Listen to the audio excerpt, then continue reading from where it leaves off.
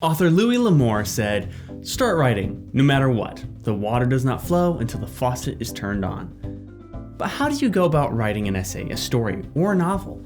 How do you even get started? One method of writing that can help is the recursive writing process. The recursive writing process can be broken down into 4 simple steps: pre-writing, drafting, revising, and editing. Because this process is recursive, you can revisit old steps after you've moved on to the editing process. Pre-writing happens before a single word goes on a page. This includes things like choosing a topic. Are you going to write about something that you know personally? Are you writing about a historical event? Maybe your topic is fictional. Whatever you choose to write about, you will need to do some brainstorming. How long will it be? What format will it be in? Will you have a dialogue?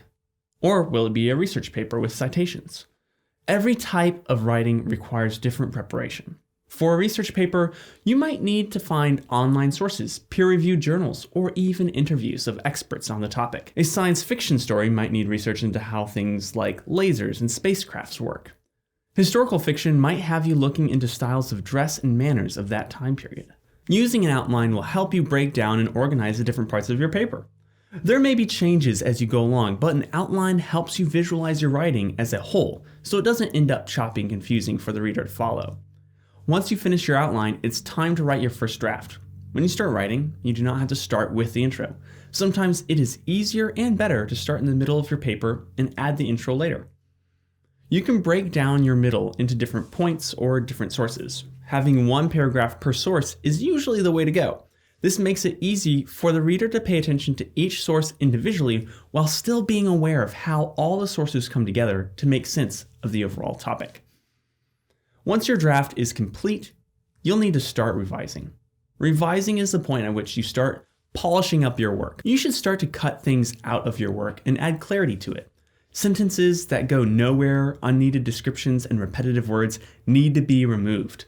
If ideas can be condensed from a paragraph to a sentence, do it.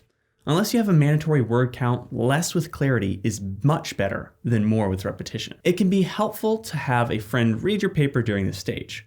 Does everything make sense to them? Can they give you a summary of what you wrote about easily, or is there too much going on for them to grasp it all? If your reader can't summarize what you wrote, then they typically did not understand what you wrote. The 4th step is editing. Editing is making your writing polished and ready to be presented. Now is the time to use spell check, grammar check, and even search for words improperly used that often get overlooked. Check over your citation use and make sure each separate idea gets its own paragraph. Also, check your use of transition words. Editing is the last step. You should not worry about editing your paper until everything else is ready to go. This is where you correct any tiny mistakes you may have missed and add your title, chapter headings, bibliography, and all additional pages should be added on in the editing process if they have not been created yet.